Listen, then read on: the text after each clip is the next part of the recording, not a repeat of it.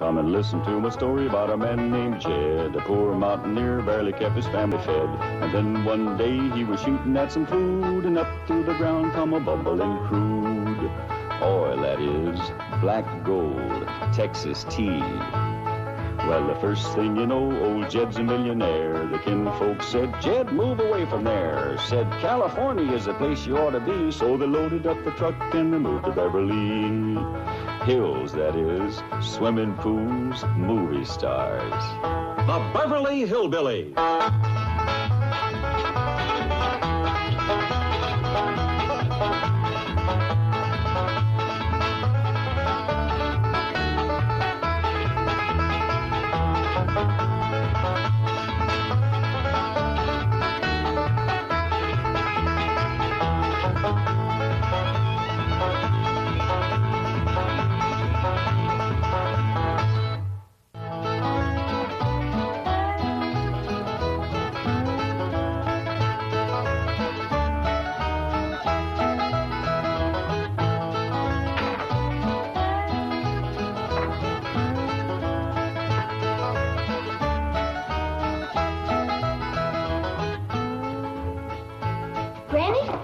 Said you wanted my Benny Rooster for something. I sure do, Elly. I just heard that Jane Hathaway is sick of bed, and I want to cook her up a nice big pot of chicken broth. Oh, that's not... Granny, you ain't fixing to cook Earl. Oh, of course not, Elly. But I figured you could turn him loose in the neighborhood, and he just might bring home a plump little hen. Good-looking little fella here, Earl. Oh, Granny, I don't reckon Earl wants you to cook none of his sweethearts neither. Well, maybe you're right. Just turn him loose outside. And if a chicken hawk shows up, Jethro can bag him. They make awful good broth if you simmer them long enough. Jethro tells me Miss Jane is ill and you're fixing the doctor for her. That's right, Jed. Trouble is, I don't know for sure just what she's got. What she told you, Jethro? Oh, she's got something called sick benefits. Sick benefit? Yes, sir. Well, I called her apartment this morning to find out could she come to supper tonight. And she says, I'm sick in bed, Jethro. And I says, well, Granny will come on over and doctor you. And she says, well, you tell Granny there's already a doctor on the way because I got sick benefits. I bet it's something like a sick headache or maybe a sick stomach. I reckon it's worse than that, Elly, because this is catching. Is that a fact? Yes, sir. Miss Jane says pretty near everybody that works down at the bank has got sick benefits. That's because they don't wear ass-affinity bags. Appears to me like Mr. Drysdale got himself a heap of trouble down to the bank. Is Mr. Drysdale sick too, Jethro?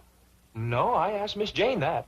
And she says the executives, that's the higher-ups, like the vice presidents, they don't have sick benefits. Probably because they eat better and they get more rest. And they wear ass-affinity bags around their neck. Well, I reckon we all ought to pitch in and help Mr. Drysdale. He must be mighty short-handed down to the bank. Well, I can help count the money.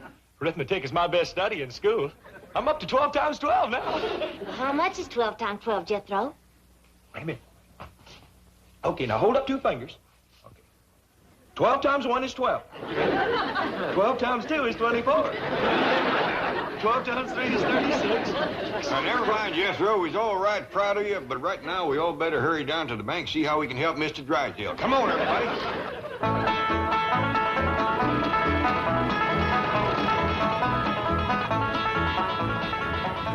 I'll go in first. The rest of you wait here. How come? We don't know how catching that sickness is. Miss Hathaway, how can you do this to me? Now, you know the bankers' convention is in town, and I'm making the keynote speech. What? Well, you haven't finished writing it for me. Now, listen, couldn't you come in today and be sick tomorrow? 103 fever. Well, I'll turn on the air conditioning. Don't pay any attention to Dr. Murphy. I know him. He's trying to make a big thing out of this so he can collect a big fee. Oh, fine, Doctor. I knew you were there. That's why I made a joke about it. Huh?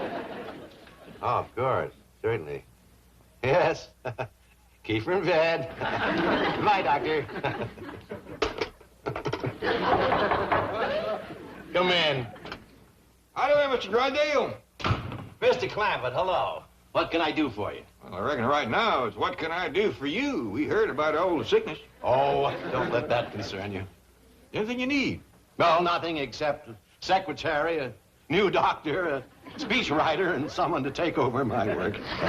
For a fellow with all them troubles, you sure keeping your spirits up. Well, I try to keep laughing so I won't cry.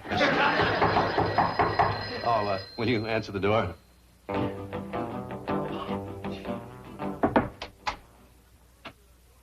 Oh, howdy, young feller. You want to see Mr. Drysdale? Yeah. Come in, come in. No, not today. Now, leave me alone. See you later, Mr. Drysdale. Yes, and thank you so much. Just being neighborly. Who was that? Never mind him. Who are you? Oh, we met the other day when I started to work here, Mr. Drysdale. I'm the new teller trainee. My name is... What do you want? That's why I noticed that you were without a secretary, and, well, I thought I might be able to help. You take shorthand? Oh, I don't mean me, sir. However, there is someone from the secretarial pool that I'd like to recommend. Oh? Who? Well, the chick, the young lady at the first desk, I believe her name is Kitty Northcross. The one that wears the tight sweaters? Yeah. Does she? Oh, I only observed her efficiency. Yeah. Forget it. Oh, yes, sir. Thank you, Skipper. Who? Well, sir, I just got out of the Navy, and I like to consider this bank my new ship, and you my new captain. And I'm proud to be aboard, sir, because I know that your genius will pilot this ship of finance through the reefs of adversity and the stormy seas of competition until we drop anchor in the harbor of success. Bilgewater. Aye, aye, sir. Thank you, sir.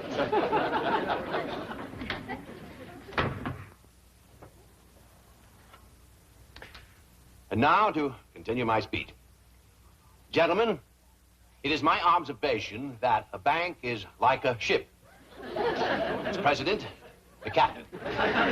It is his responsibility to pilot that ship through the reefs of adversity and the stormy seas of competition until he drops anchor in the harbor of success. At this point, take a sip of water and wait for applause.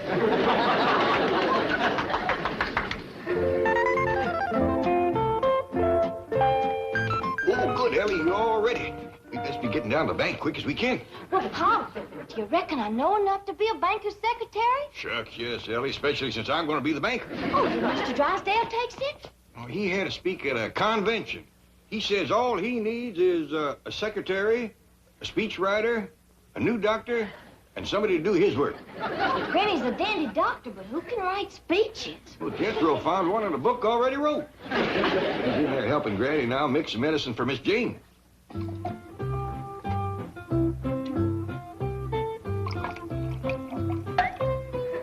Now my secret yarb.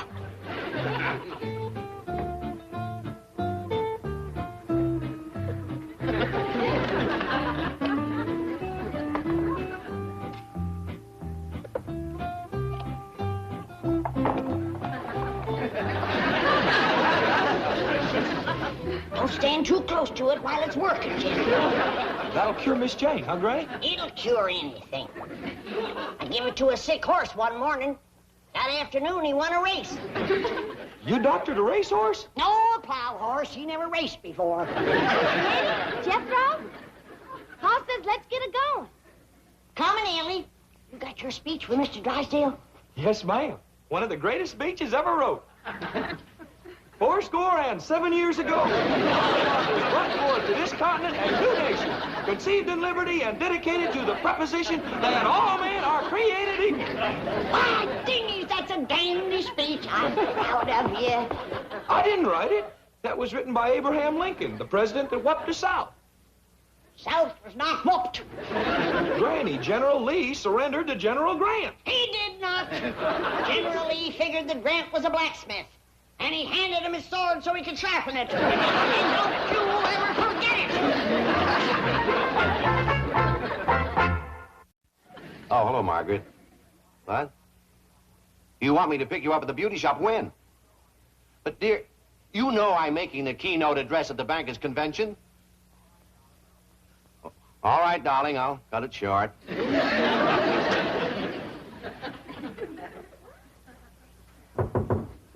Will you stay out of here, you nut? I'm sorry. I thought it was someone else. I'm terribly upset today. That's why we's all pitching in to help. Elly here is going to take Miss Jane's place while Granny gets her well. No, you don't have to do that. Oh, it's no more than any neighbor do. Well, I do appreciate your kindness. I'm running late, so please make yourself comfortable. See you later. Oh, Mr. Drysdale, here's your speech. Oh, I did forget it, didn't I? Thank you, Jethro. Well, you will. Well, goodbye, all, and thanks again. Bye. Bye. He's gone, Pa. Reckon you in charge now. Are you going to take his place, Uncle Jed? Sure going to try. Well, sit down to your desk and go to banking. I want to see how you do it. Me too.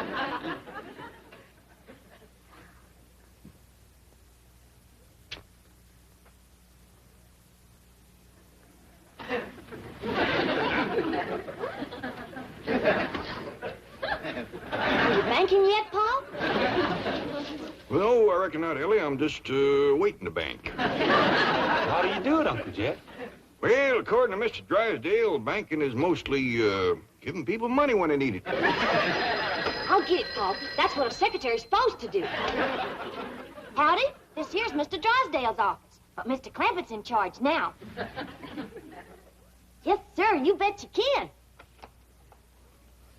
Howdy there. You need money? Well, come right on over and get it. Hot diggity, he's banking now, everybody.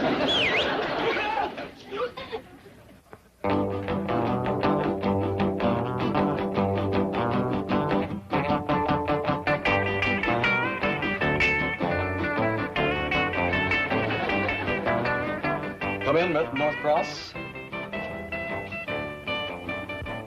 Gee, Mr. Billington. Just call me Bob, doll. Was this going to be my new office? Bob Doll? Could be, honey. I've been speaking to Milburn about you. Milburn? The president, baby, the president. Oh, Mr. Drysdale. Had a girl, oink.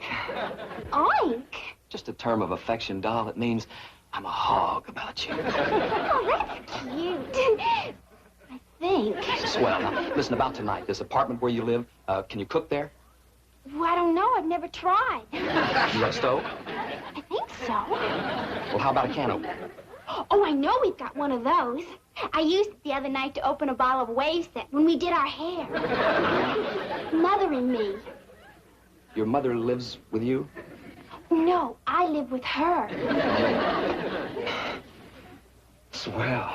Rescuing the Army of American citizens from the Dunkirk of financial difficulty. Let us take them aboard. That's enough, Jethro. No wonder Mr. Drysdale needed himself a speechwriter. That's pitiful. I didn't understand it.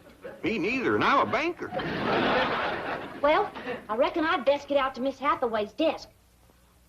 I ain't sure I know what to do. Well, just watch others, Elly, and do like them. That's the way we learn. Yes, sir, Pop. Now, listen, honey, is your mother going to be home tonight? We're going to set our hair again. Well, hello there. Hello there. Well, she's sitting at my desk. Get lost, honey, huh? But Bob, Mr. Billington. Oh, Mr. Billington. Wait, in the vault. Well, what about tonight? Can I tell Mom you're coming by? Not tonight, honey. I don't need my hair set.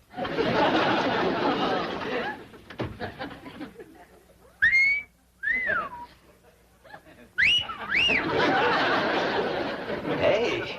Hey. It's gonna be wild. Tell me something. You don't live with your mother, do you? No, sir, do you? No, sir. What's your name? Elly Mae Clampett. Well, there it is, Elly, and you may clamp it. You don't by any chance wrestle at night, do you? Oh, I like to wrestle anytime. Scooby-Doo. Well, Scooby-Doo, you want to wrestle now? Later, baby, later. Listen, suppose I drop over to your place tonight. Well, fine. You haven't got a roommate, have you? No, sir, I got a room all to myself.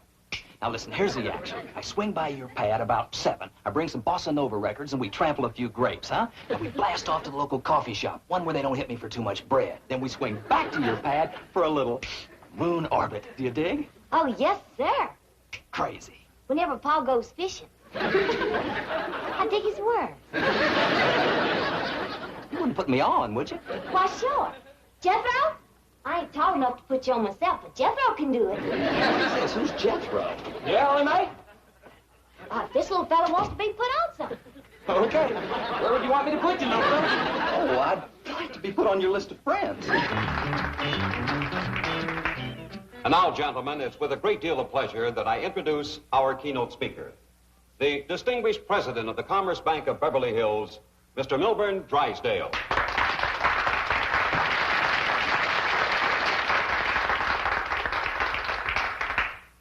Fellow bankers, 407 years ago, our fathers brought forth upon this continent a new nation.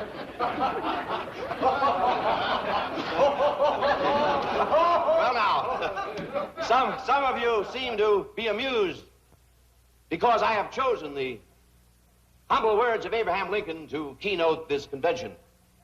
But those of you who understand banking at its highest level will understand the significance of these words as I say, conceived in liberty and dedicated to the proposition that all men are created equal.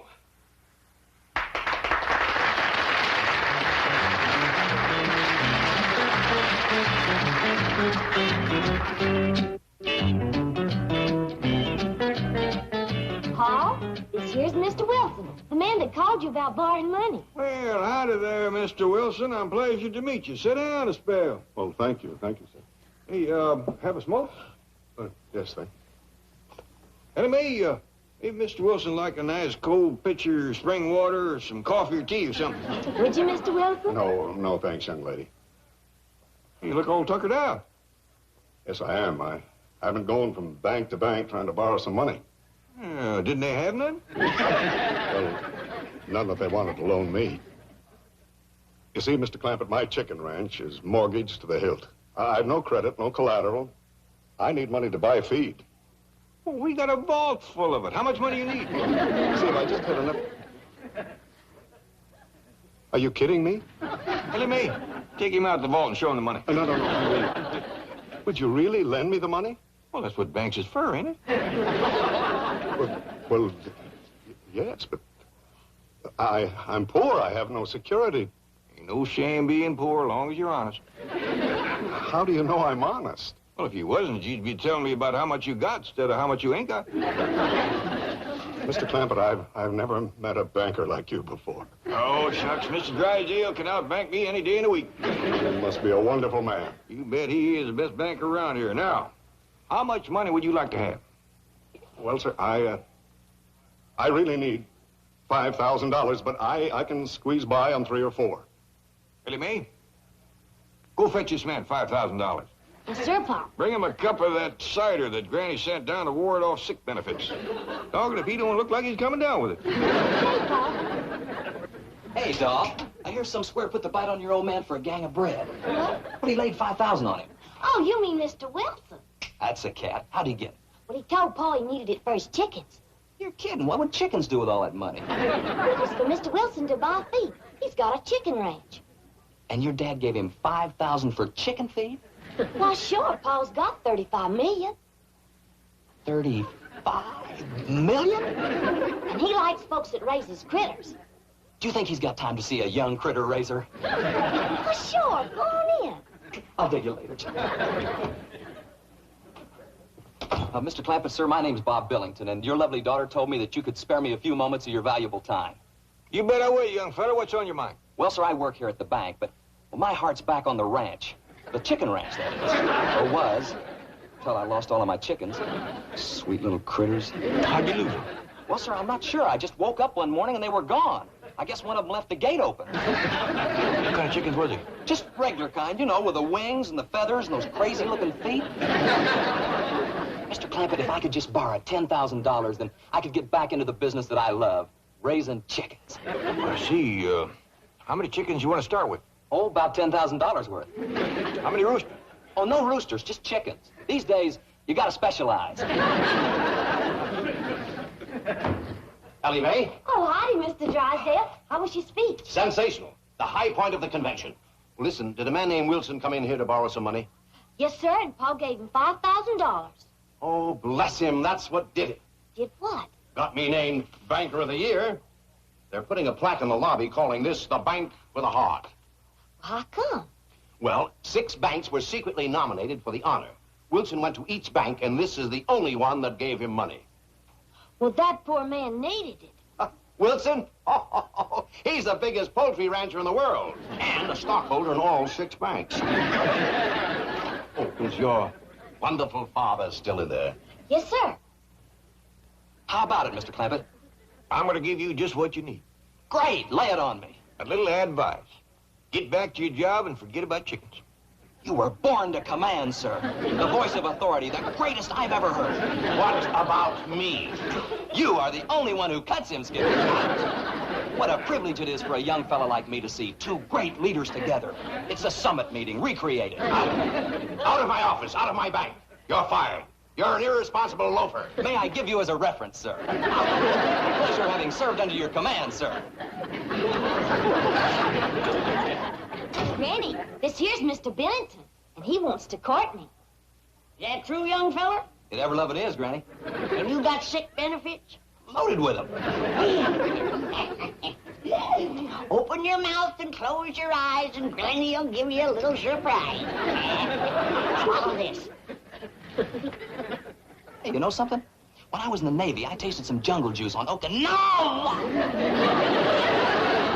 Good-looking young feller. Good dancer, too. I reckon that's a new dance he's been wanting to teach me. It's called the Bossy Nova.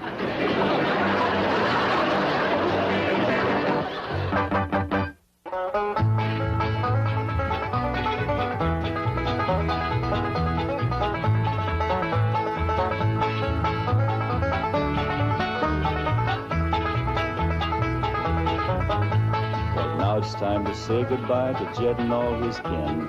They would like to thank you folks for kindly dropping in. You're all invited back next week to this locality to have a heaping helping of their hospitality. Hillbilly, that is. Set a spell. Take your shoes off. Y'all come back now. Here. This has been a Filmways presentation.